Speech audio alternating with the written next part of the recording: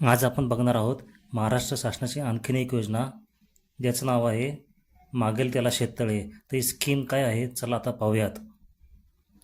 महाराष्ट्र शासनाची मागेल त्याला शेततळे ही एक अत्यंत महत्त्वाकांक्षी योजना आहे, ज्यामध्ये कोरडवाहू शेतकऱ्यांना सिंचनासाठी हक्काचे पाणी उपलब्ध करून दिले जाते.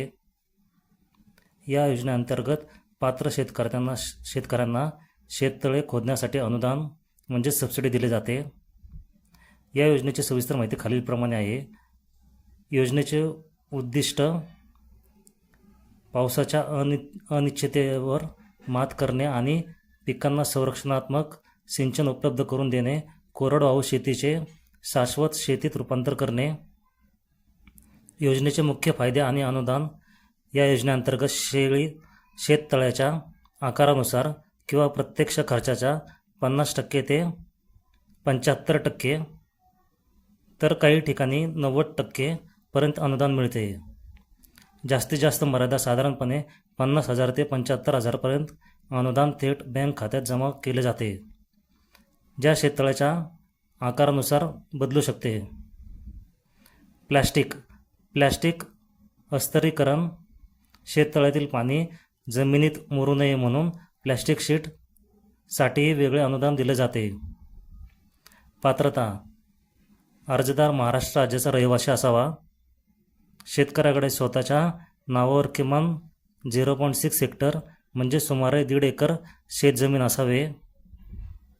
दारिद्र्य रेषेखालील BPL शेतकरी आणि आत्महत्याग्रस्त शेतकऱ्यांच्या वारसांना प्राधान्य दिले जाते.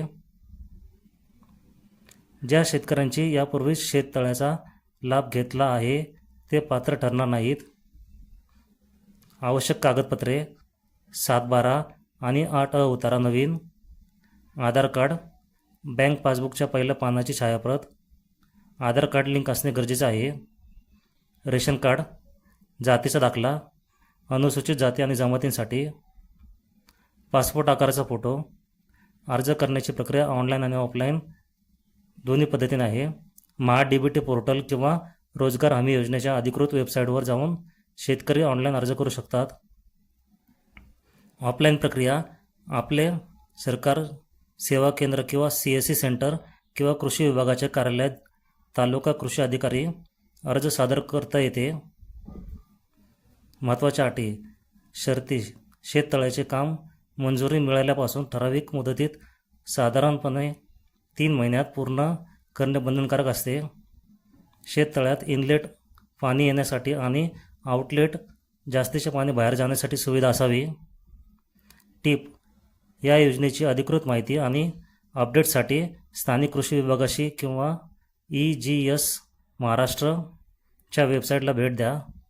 डिस्क्लेमर. हा व्हिडिओ तुमच्या एज्युकेशनल पर्पजसाठी बनवला गेला आहे. तुम्ही जर या चॅनलवर पहिल्यांदा आला असाल तर चॅनलला लाईक, शेअर, सबस्क्राईब जरूर करा.